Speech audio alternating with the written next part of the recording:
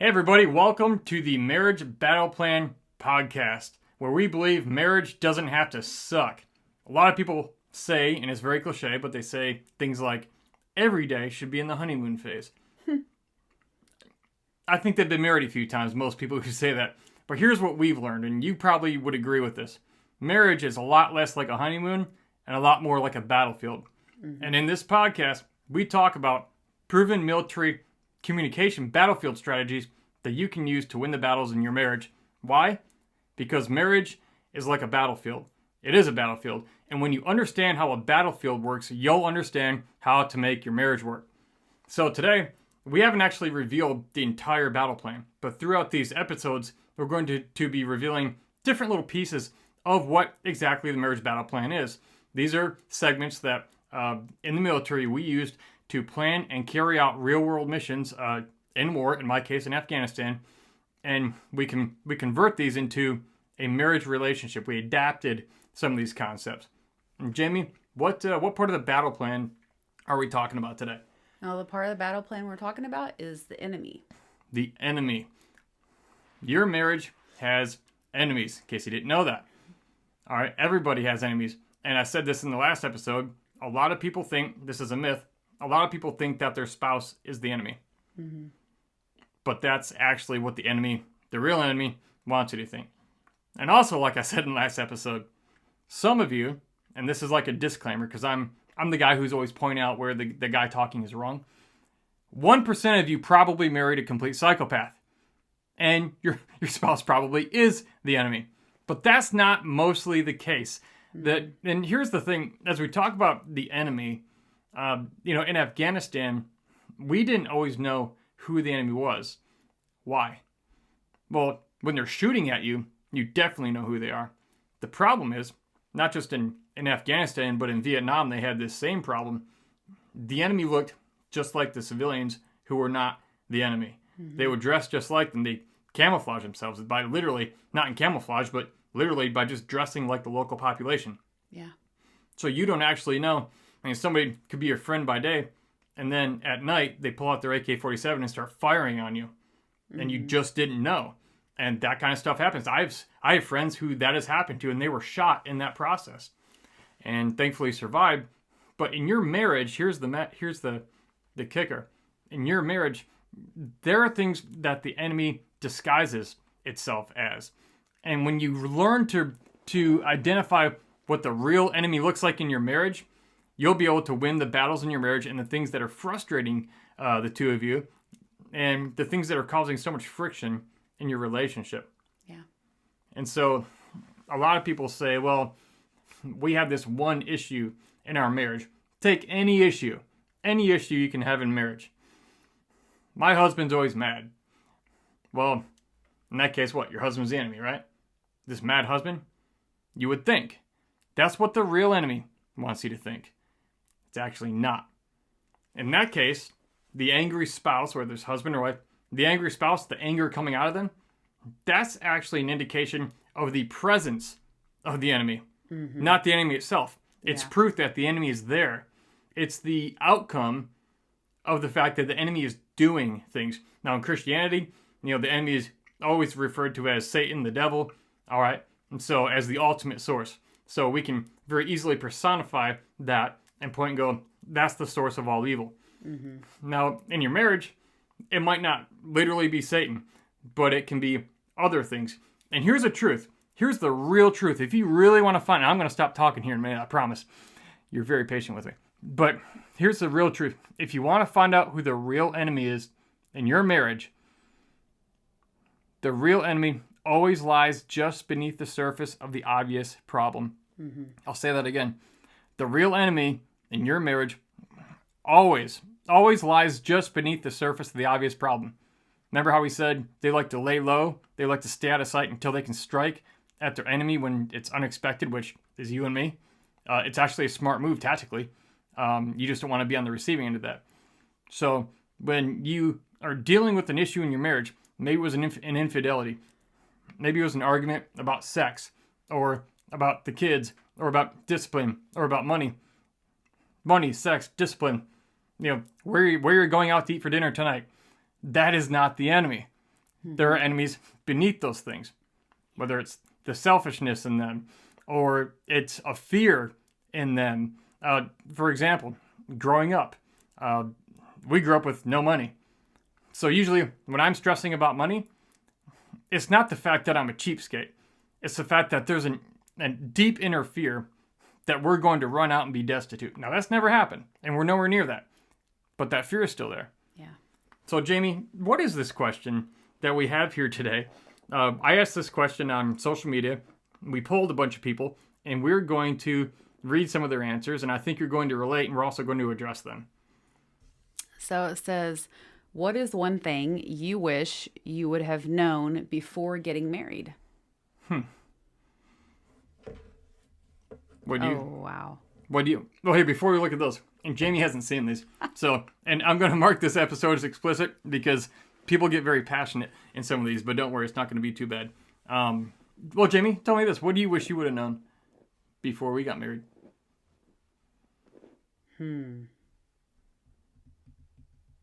She's on the spot. She didn't know I was going to ask her this.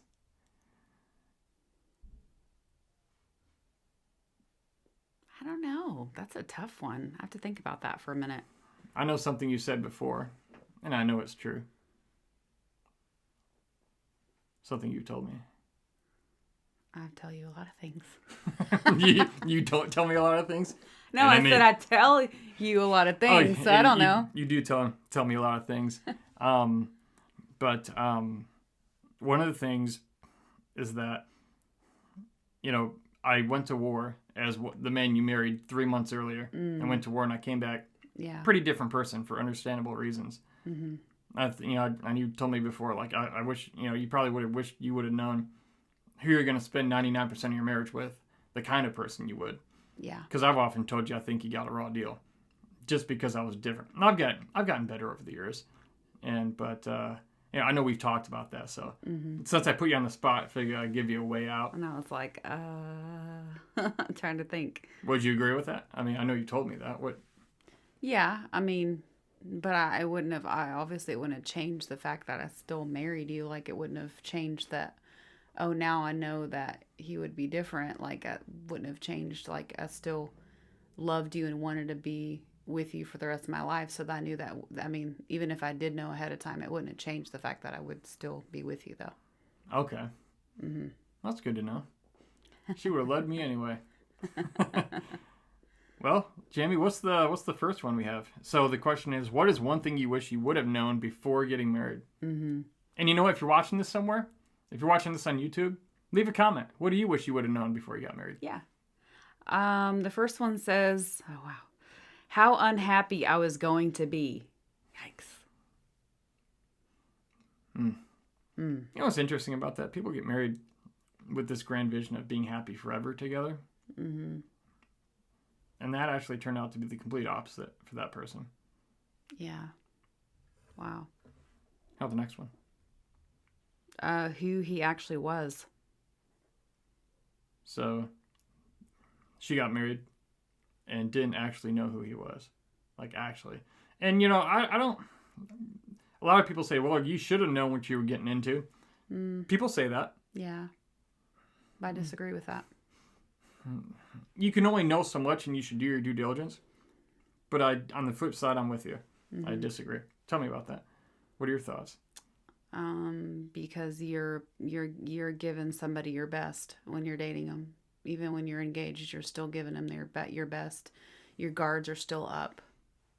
You're trying to impress them. You're trying to impress them. Yeah, like yeah. And then you get married, and I mean, I've had people say, several people say, like a light switch, they changed. Yeah. Completely turned around the 180 from who they were when they were dating and engaged to someone that they don't even recognize. It's crazy. Mm-hmm. I know men and women both do that. I can talk from a man's point of view. Number one, I would never want to do that because I'd like to be happy. Mm-hmm. And if I was pretending to be somebody and now we're married and I change, that's going to create obvious friction. It's just kind of a common sense thing. I'm not perfect, obviously, but I think people do that I'm not an expert in narcissism, and I don't think I am one. But I think that's a sign of like a control freak, like a narcissist, somebody who's really controlling, really domineering, obviously dishonest. I mean, to lead someone on to think you're something that you're not, just to win them, to get them pregnant or get the ring on the finger, and now you got them, and then you just turn into this thing that you are the whole time. And here's the thing, a lot of people who act like that, who do that, I don't know if they realize they're doing it or if they're just that selfish. I think it's both. But it doesn't always end well for the perpetrator, so to speak, the person who changed themselves. No, because after dealing with it for so long, I mean, some people, I mean, not everybody, unfortunately, but some people are like, no, I've had enough of this. I'm done. Bye. Yeah. See ya. And a lot of times that's the woman. And there's a lot of women's rights when it comes to custody, child support, alimony. And so let's say, for example, it was a guy who just wasn't honest about who he was. And then she lasts 2, 3, 5 years and says, I'm done with the abuse. I'm done with this. Now she's going to take half of what you got, if you're lucky. Yeah. I heard a story the other day on another podcast. A guy was talking about a friend of his who, he had quite a bit of money, but it actually ended up being where she got more than half of all his stuff. Wow. More than half.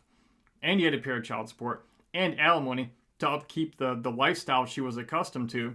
They were pretty well off. So, and not only that, here's the real kicker. And I don't know if this guy was the kind of guy we're talking about. It didn't sound like it, but let's say it was. He, for some crazy reason, he had to pay for her lawyer fees, all of them, for her to divorce him. Can you imagine paying your enemy the fee for them to fight you? And what the wife kept doing was bringing back in court, dragging back in court, every little thing, because it would cost him. And she was trying to just sink him financially. And there wasn't a thing he could apparently do about it. And if he didn't do what he was supposed to, like, he would go to jail. It's just, I mean, just a sick person. In this case, like, it sounded like the woman was the terrible side, not the guy. But if that was a guy that got into that, and then a woman decided, you know what, you're abusing me, I'm going to take you for everything you got. Maybe she'd feel justified in doing that. Maybe she would be. But that's where it can end bad for even a narcissistic or controlling bad person who is going to change suddenly since you're married. Yeah. You know? And I think it's a lot like you said, we're trying to impress people or trying to put on our best. Yeah. But, you know, it's like, I know other people now, though, it's like they're like on their second or third marriage. They're in their mid-30s. And no one in particular, but, you know, they're like people who have been burned a few times. They just go, look, when they meet somebody, here's who I am. Here's what I'm like. Here's what I believe. Take it or leave it. Yeah. And like, I wish everybody would do that when they're 17, 18, 19 years old, 20, 21, 25, when you first meet somebody. Do you know how much like drama and BS you would just avoid? Yeah, a lot. Yeah. Yeah. Anyway, that's me talking a lot again.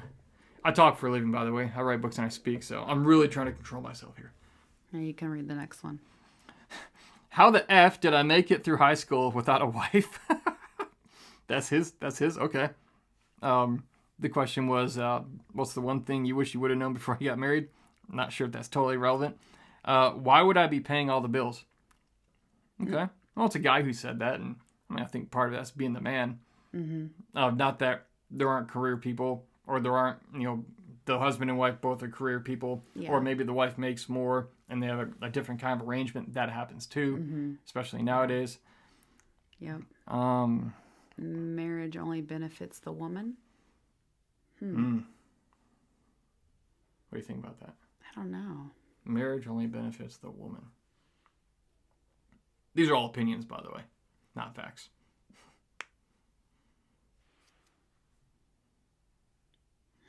I guess I'd like to know more of kind of what he means by that. I think he's been burned. I think because a very common thing that a lot of guys today are afraid to get married, because if you get divorced, it's generally the guy who loses everything, not the woman. Yeah. And so there's a lot of really sore feelings toward marriage, like why this fear of why get married when I'm going to risk everything, you know, and possibly lose it. And when over 50% of all marriages end in divorce, those aren't very good odds. Yeah. Nobody plans for it to happen, but, if it only benefits the woman, well, again, that could go either way, depending on the individual circumstance, but I think that's where this particular person is commenting from, I would imagine. All right, what do you think? What's the next one? How a person could feel more alone in a relationship than not in one. Wow. How much work it is to stay connected. Wow. So address that first one. How a person could feel more alone in a relationship than not in one. Well, I mean, my first thought is, are they not communicating? Is she always the one that's trying to say, hey, babe, I want to talk to you about this? And he's like, you're nagging me. I don't want to hear your crap. Yeah. I don't know. Could be that. Some sort of disconnect, obviously, yeah. Yeah. Feel more alone. Yeah. I mean, or maybe they don't even go on dates. Like if she's always saying, hey, I wish we'd go on dates more often. And he's just like, no. Like if he just doesn't care. I don't know. That might be too. That might be it too. Yeah. Let's see. What's the next one? Full transparency of their savings and 401k. So maybe they got married and didn't realize like they don't have a savings, or maybe he was driving a real nice new Mercedes, Beamer, looking the style, got the expensive clothes. Come to find out he dished it out all in credit cards and he's buried under a mountain of debt with compounding interest. To the likes of tunes of 18 to 32% for the next 20, 30 years. Yeah. That could be. Or if they actually had a lot of money. Come to find out, but they didn't tell you. Maybe because they had to know that you loved them for them and not for their money. Yeah. Then again, I think I can see some women who would be upset about that because of like a feeling of dishonesty. I would actually understand that though. And I think the woman should, if that's the case, if it's a woman, would be delighted to know, I just married someone who's loaded. Like, if you actually love them and you didn't know about it and you find out, that would be a good thing. Yeah. I think that comment, though, might actually be more like, everything looked good and then you're buried. Now, I didn't know that. I think when we got married, you had like $2,000 or $3,000 in college debt. And a couple credit cards or something. Like, I didn't actually know about it, but it was like, a few grand.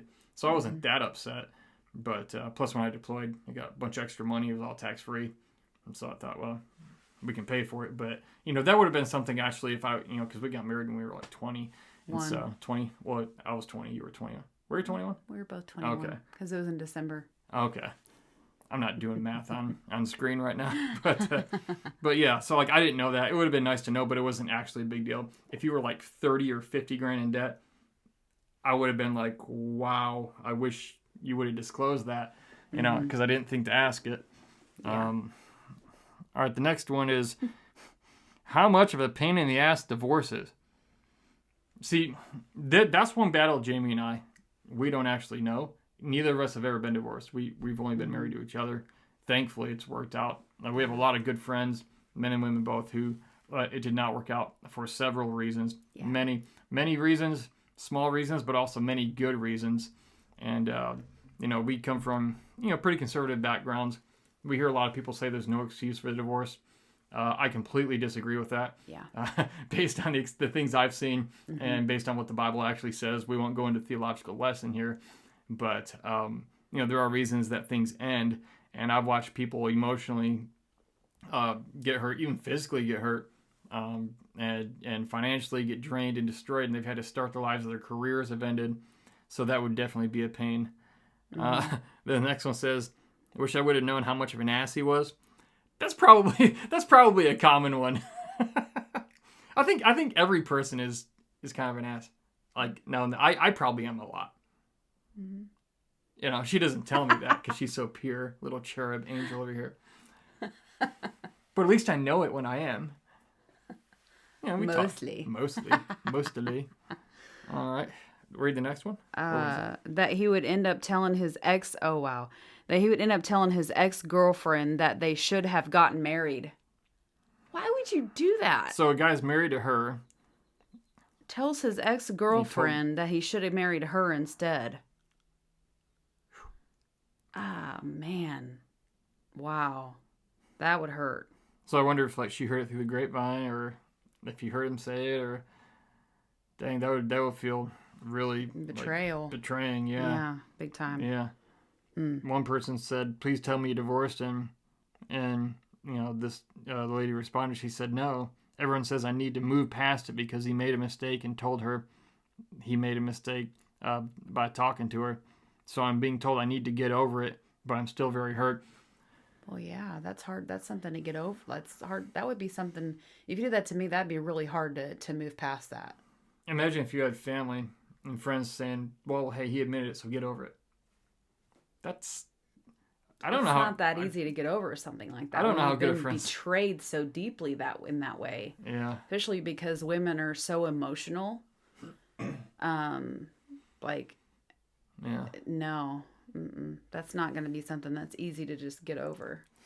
And I don't know this person's background, but I know a lot of people who have people advising them like that. I wouldn't tell this lady one way or another, you should leave him, you shouldn't leave him. That's not my place. Mm-hmm. But to tell a person to get over it, something like that.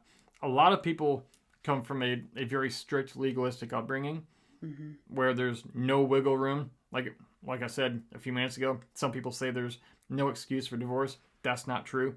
It's not biblical either, if that's where you're coming from. Most cases, it's probably not, but there are definitely exceptions.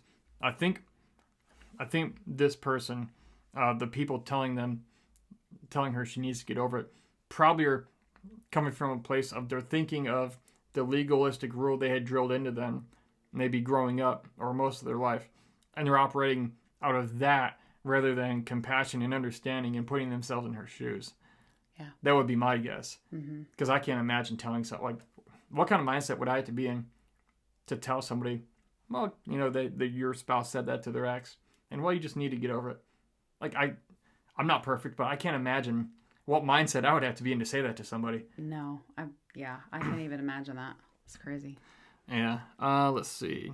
Let's move to the next one. We were on the same page as far as finances and kids, but not sex. So wish I knew how little he wanted sex and how much I wanted it. We were each other's firsts. Well, in the words of the old song by Meatloaf, 2 out of 3 ain't bad.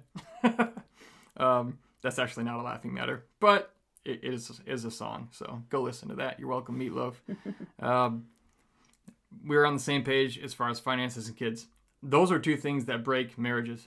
Yeah. If you're not. So she at least had those. But, and here's an interesting point. A lot of people, when they think of the sexual side of marriage, they tend to think that the guy is like always the sexual aggressor, or the one with the high sex drive. Like I know in our relationship, I am that individual. A lot of times you'll have one who has a higher, lower. There's usually balance somewhere. But a lot of times it can be the woman in the relationship. And in this case, it really sounds like that was it. And apparently, she's divorced. And that was the thing, one of the things that obviously was a huge place of friction. So the enemy wasn't, let's go back to the enemy lesson from the Marriage BattlePlan. The enemy wasn't the husband. The enemy was the lack of sex or the lack of willingness or openness to be sexual in the way that she felt like she needed. Because let's face it, if you're an adult listening to this, you know that people all have, tend to have certain things that turn them on or don't, and they don't even know why. It's like their body just responds, gets turned on by certain things. They don't always know why. I'm not saying right, wrong, this or that, doesn't matter, not my business. We're not going there. Not here, not now, not in this moment. But everybody has things that, that their needs crave.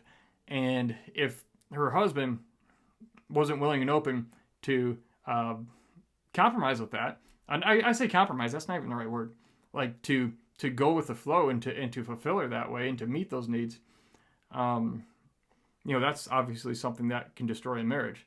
And now if this was something like, hey, they want to go sleep with somebody else, I was like, okay, well, if you're talking morally, ethically, that kind of thing, I know some people live that way.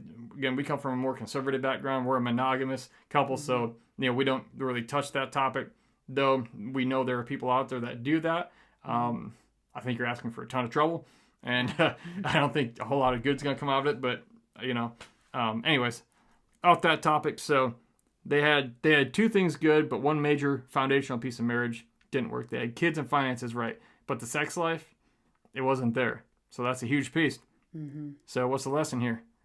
Have sex. Have Lots sex. of it. Lots of sex, and be open to what your spouse wants or what they say. Like, make them comfortable. So it's not awkward when they want to tell you something, because look, when they're happy, you're a lot happier. Not always, but you can be. So anytime you can make someone happy, they tend to want to reciprocate.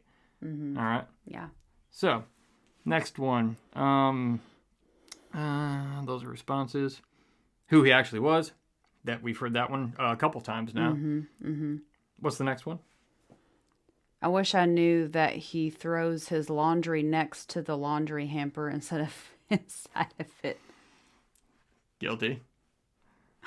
And the response to that says, unfortunately, my husband has the same problem with the toilet. He's good about the toilet, though. No, I don't think that means the toilet seat. I think he pees beside the toilet, like kind of shoots everywhere. Oh. I mean, I'm glad he doesn't do that either. I don't do that. Nope. Not typically. All right. The next one says, I wish I would have known what an asshole he would turn into when we divorced. All right. Well, people divorce and brings out the worst in people. The thing about divorce, too, it involves kids, which that's a primal thing. It involves money. That's a survival thing. People, turn not just selfish, but like more primally into their survival mode, which is built into us. Yeah. Like biologically, anatomically, psychologically, physiologically, people get pitted in survival mode against each other, and it just gets nasty. Yeah. What's that one there? Wish I knew how abusive he would become. Wow. Again, that starts with they got that mask on of being perfect and this great guy, and then you marry him, and then immediately things change. Yeah. Yeah. How he tries to think I have to listen to him. I'm not a child, and no wonder. And now I wonder about things after being married 10 years. I'm so confused. I'm only 28. So how he thinks I have to listen to him. So how I'm not a child. So it sounds like he talks down to her. Yeah, that's what it sounds like. Yeah, well, that's a controlling person right there. Yeah. I mean, even when people say, oh man, Brian, you have a great woman behind you, all those years getting out of the military and your war injury, I always say, look, she was never behind me. She was always beside me. Because in Afghanistan, the women walked behind the husband and the dog 10 feet because they weren't worthy to walk next to the husband and the dog. Because over there, the women were considered, in a lot of ways, in many places I was, less than dogs. The dog was allowed to walk with the husband. The woman had to be 10 feet behind. So my wife, she never walks behind me. She walks beside me. Next one says, don't even bother with the final season of Game of Thrones. Okay. That's what he wishes he knew. Okay. That's okay. Okay. What's the next one down here? Knowing to pick your battles and that reasonable compromise on both ends is key to a healthy relationship. Yeah, that's good. I like that. Why do you like it? I think just because, like, if you just get too much into the nitty gritty of like, oh my gosh, again, he's not putting the socks in the hamper. He's putting them right beside it on the floor. I don't know, like, that's just something that you should just, I don't know, like, does it annoy me? Of course. But, like, I don't, like, nag him about it. I don't get mad about it. I just pick him up and put him in the hamper. But in all honesty, I can be more intentional about when I take my socks off and I go to drop it and go, wait a minute, and just drop it in the hamper. There's no reason I can't do that and be more intentional. It's such a small deal to me, I don't really think about it. But if it is that big of a deal to her and she communicates that, then I should take the initiative to do that if it makes her happy and makes her job easier. But So, I'm just saying, like, yeah. the little things like that. Like, And I can own that. you yeah. know, I agree with, like, picking your battles. Like, something like that that's so small, it's like, oh, you know, it's fine. Like, yeah, it annoys me, but whatever. Like, I'm not going to, like, have a huge argument about it because it's not that big of a deal. Like, so that's why I'm saying, like, picking your battles, like, that would be a good example. But you know, I think a lot of people, let's say, traditionally in the wife's role, if she's cleaning the house all the time and always picking up, I think resentment can grow Yeah. out of that, because it's like, you know, the wife, I'm just saying the wife in this case, it could be the husband, but in this case, the wife, it could be, she could think to herself, I clean this house constantly, he always trashes it, never picks up after himself, does it even mean anything, I'm not even appreciated, you know, this job is never going to be ended because he's always re-dirtying everything after I clean it. That can cause a problem. I know people who have literally divorced over that because it led to other things. Actually led to, for one person, physical health issues. And it, like, being with this person was literally killing them. It was literally killing their body. Their physical health was declining. Yeah. And so that's one of those things you have to look at. Again, not for me to say. There's a lot of sides to a divorce and individual cases. But if somebody's physically dying, their physical health is being affected, their mental health is just in the gutter because of things like this, you have to really consider that. And it could be as little as starting with not throwing a sock in there. And if you never communicate, I'm just saying, yeah. she's just saying knowing to pick your battles. So I'm just saying that, you know, don't, you know, sweat the little petty stuff that, you know, like little things like, I don't know. It could be whatever it is for everybody. It's different. But And I agree with you. I'm just taking the opposite side of, like, hey, as the husband, I can pick up my dang socks. I can put them in the thing if I remember. And if it means that much to you, why should I not? I can own that. And if you're a man listening to this, own it. Put your socks in the hamper. There, that's your lesson for this episode. All right. And this person says, you know, what's one thing you wish you'd known before you got married? Not to do it. No, I remember telling myself that I was wasting my dream wedding on my ex. I love him so much and I don't regret getting married to him, but I wish I would have listened to myself. So this person had an intuition. Like, you shouldn't do this. Little voice inside, but chose to anyway. And apparently didn't work out. What? What's this? the next one, What's it say? that I'd be the maid. You'd be the maid. The response. Somebody replied to it. It says, yeah, the maid, the nanny, and the whore is what my ex was looking for before I left. That sounds like a typical guy thing. Wow. Now, would somebody really, if they were being treated, let's just say this. I'm assuming this person wasn't treated well. Let's say that spouse, that ex of hers, treated her well, respected her, took care of her, treated her well, and let her know she's appreciated and did things. Would she mind picking up a little bit, maybe extra for him? Most people wouldn't. Not that he shouldn't do it himself, or be the nanny, you know, watch the kids. Or if she says the whore, I'm assuming that means, like, you know, what he wanted in the bedroom or she wanted in the bedroom. But then that plays into, if he's not treating her well, she's not going to want to give him sex. Yeah. And So that guys- that can go both ways. So guys, if you want more sex, be nice. Do little things that matter. Yeah. It always blows my mind. I always say this. Like, you hear about guys who try to force themselves on women. Well, number one, they should be choked. And two, that's actually really pathetic.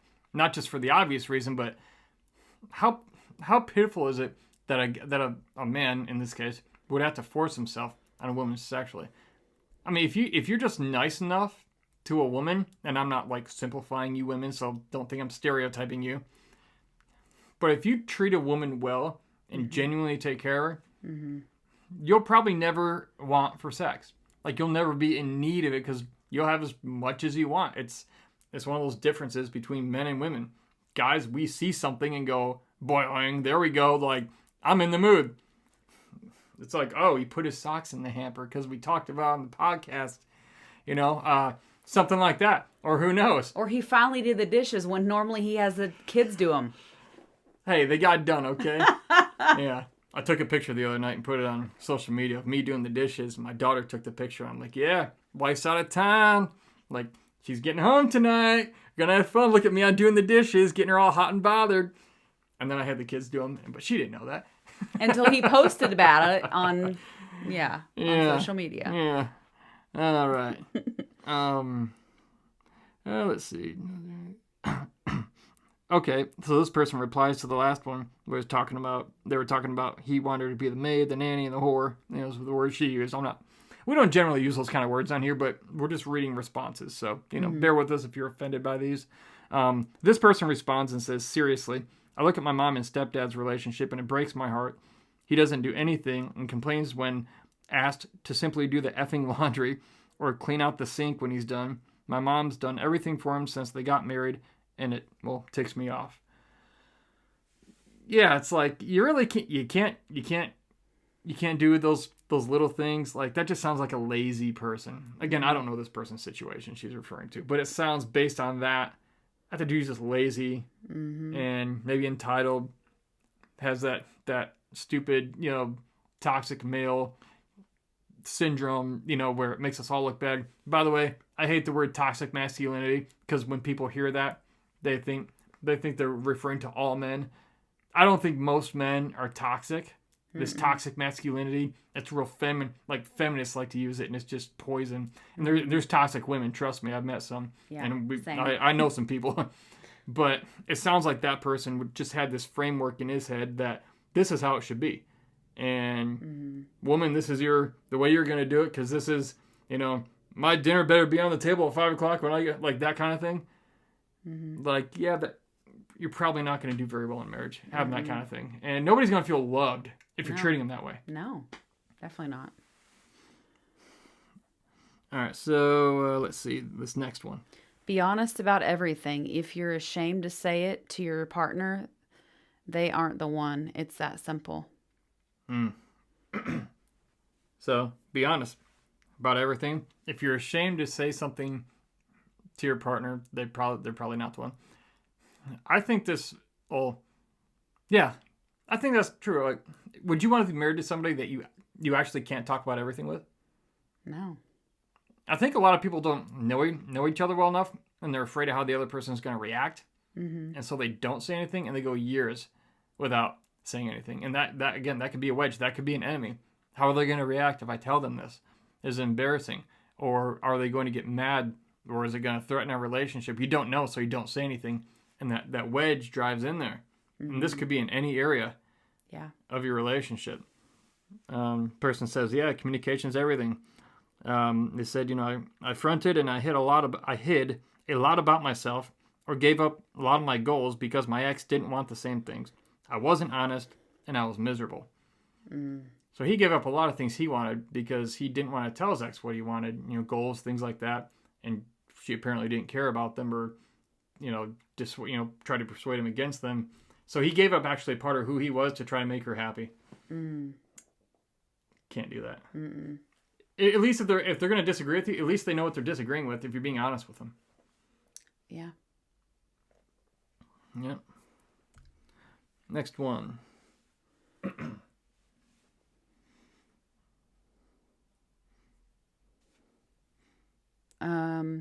More about myself, but I have been mostly happy for 25 years. Okay, so they wish they would have known more about themselves. That we bring who we are into he wishes he would have known that we bring who we are into a relationship, and that the better person we are, then the better the relationship marriage experience can be. That's a good point. Someone who's self-aware, they know themselves, and sometimes that just comes with age and life experience. Yeah. I know this now, though, and I'm in a stage of my life that I have the materials and drive necessary, etc., to do what needs to be done to improve my future relationship and experiences. Yeah, that's good. How about the next one? The feeling of not even knowing that the end was coming after being together 20 plus years. Oh, wow. Like, not even having a clue. He had no idea. And just out of nowhere. Like 20 years, and all of a sudden, one day it's like, we're done. Yeah. What was beneath the facade? The true character behind the mask? The mask cracked and fell off within a few days after marriage. A few days? Mm-hmm. I've heard that before. I've heard that before too. A few days. It didn't take long. Got the ring on and suddenly off comes the mask. Yeah. If you're in that situation and it's like severe enough, you might, and again, it has to be, you have to do this on your own. You have to decide if this is right. Like if you're being abused or something like that, something serious and like threatening your health or your mind or your body, if it's dangerous, you need to consider trying to probably get an annulment or something in that case. Because people hold out thinking, oh, they'll change, or like people who act like that usually don't change. Mm-mm. Not that they can't. I've seen change. I have seen people change, but it's been like 1 in 100. Yeah. And it's odds are it's not your case. It's not your situation. Mm-hmm. What's the next one? The person I married. Where a sex life would end up. Mm-hmm. So I guess that wasn't in a good place, clearly. No. That there are a lot of similarities between a nun and a woman in a long-term relationship. So in other words, what he's implying, it seems like, is that long-term relationships, you won't have a lot of sex. I guess if you don't... That's for his case, but that's not always the case. It's not our case. Nope. I've been married 15 and a half years, and it blows us away, the stuff we hear. And it's like, how are you having these problems? Our sex life has never been better. No, it really hasn't. Like, we've gotten to know each other better. Like, in these things we talk about on here, like, we actually do. Yeah. And so, if you married a nun, well, why would you expect to have sex? They're celibate. Or they're supposed to be. Yeah. Although we did see some smoking cigarettes in southern France, which was funny. She grew up like old-time Protestant Assemblies of God. And I grew up Catholic, so I've seen priests with, stogies and nuns smoking cigarettes. We saw 3-4 nuns walking down the streets in southern France, and they were just like... I took a picture. I think I have a picture of it somewhere. And she lost her mind. She's like, those nuns are smoking cigarettes. I'm like, yeah, you got to see them like drinking. I was like, what in the world? Oh, yeah. Let's see. That it would be a huge waste of time and money, a.k.a. don't do it. That's true in some people's cases. Yeah. Not in all cases, but that is true in a lot of people's cases. And I don't blame them. My heart goes out to them because that does happen to people. Mm-hmm. Oh, gosh. That he was a cheater and a liar and thinks of himself as entitled. Yeah, God, those are the worst people. People who think you owe them something. Mm-hmm. Yeah. I don't know if there's any real fix for that. I just don't. Like, I don't think I've ever... Like, I've seen people change. Like, there's an infidelity, and it was like... And then they truly were sorry, and they truly changed. It's few. Very few. And it took a while to earn the wife's trust, for sure. Yeah. But as far as, like, someone who thinks somebody owes them something, I don't know that I've ever seen anybody like that change. Mm-mm. So if that's what you're dealing with, the prognosis on that, I don't know what the good outlook would be on that. And you have to make some decisions if you're there. What do you think? Don't sell your Bitcoin? Must be on the rise at the time, or that time they commented that. That you need to feel whole by doing the inner work and look for a mutual partnership instead of your other half. Wow. Mm-hmm. That's probably one of the best pieces of advice on here. Yeah, it's good. Like, get yourself right, and don't and look for a mutual partnership instead of your other half. If you're missing your half, that's actually coming from a mindset and a place of lack. Like, I need someone else to fulfill this side. And something you and I always say, Jamie, is like, we don't complete each other. That stupid Jerry Maguire quote, you complete me. All right, it's a movie, people. Like, it's Hollywood. Don't take their advice or perception on marriage. The whole you complete me, that's an unhealthy perspective. A better perspective is you compliment me. Yeah.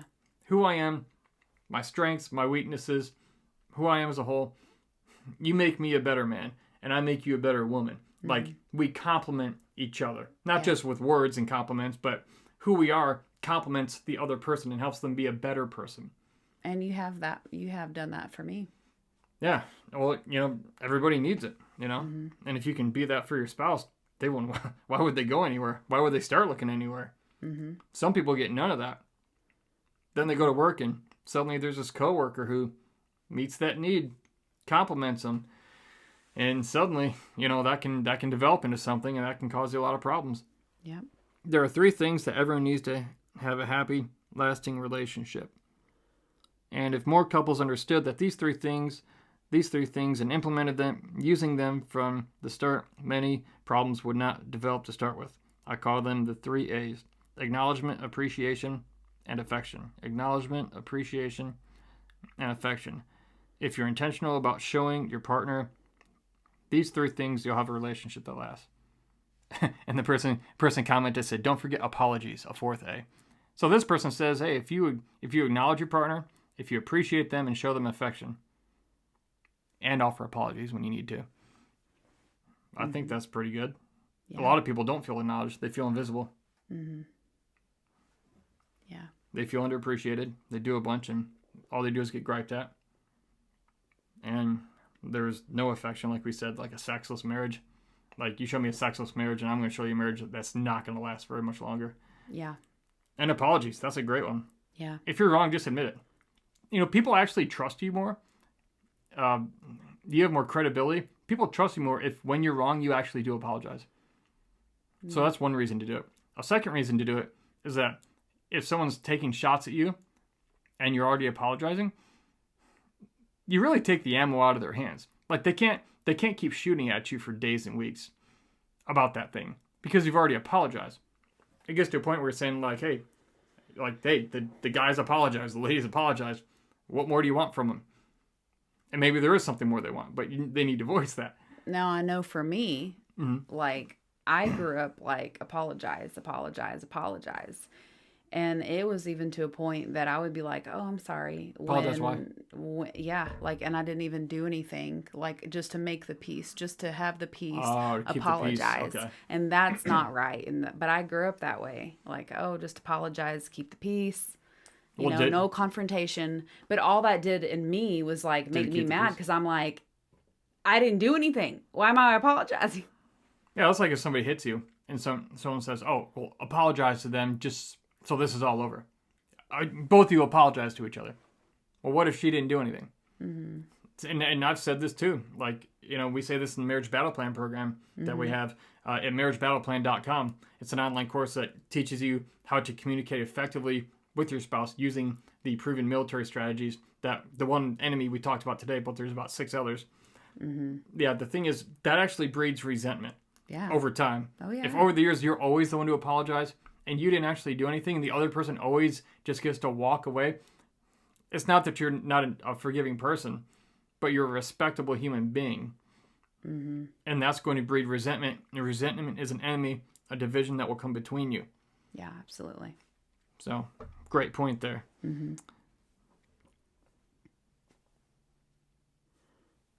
Oh, how verbally and emotionally abusive he was. Mm.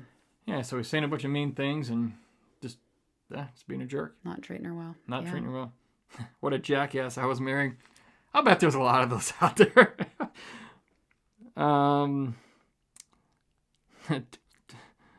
Okay, well, here, I'll tell you what. We're at about 48 minutes right now. We went through a lot. So, you probably related to some of these things. Mm-hmm. And if you see these in your relationship, know that these things are often the enemy. All right? It's not that your spouse is the enemy, but these things, the enemy is the root cause of the problem you're experiencing. Yeah. That's a key. Write that down if you didn't know that. The enemy is the root cause of the problem you're having. The enemy is not always the problem you're having. The enemy is the cause of the problem you're having. Mm-hmm. All right? If somebody's poisoning the water at the treatment plant in your town, the fact that people are being poisoned through the water, that's not the enemy. The treatment plant's not the enemy. The enemy is the one sneaking in at night and dipping poison in the water. Mm-hmm. And so you got to deal with the enemy. Yeah. You can't just put a Band-Aid on your forehead if you have bleeding on your brain. You got to get in and do surgery. You got to uproot that sucker. Yeah. And that's how it is in your marriage. Mm-hmm. So, Jamie, we're coming to a close here. Do you have any other thoughts on what we were talking about? What, the one thing that you wish you would have known before we were married? Any other thoughts about what yours would be, or maybe one we didn't say that maybe came to mind, or maybe even one that just stood out?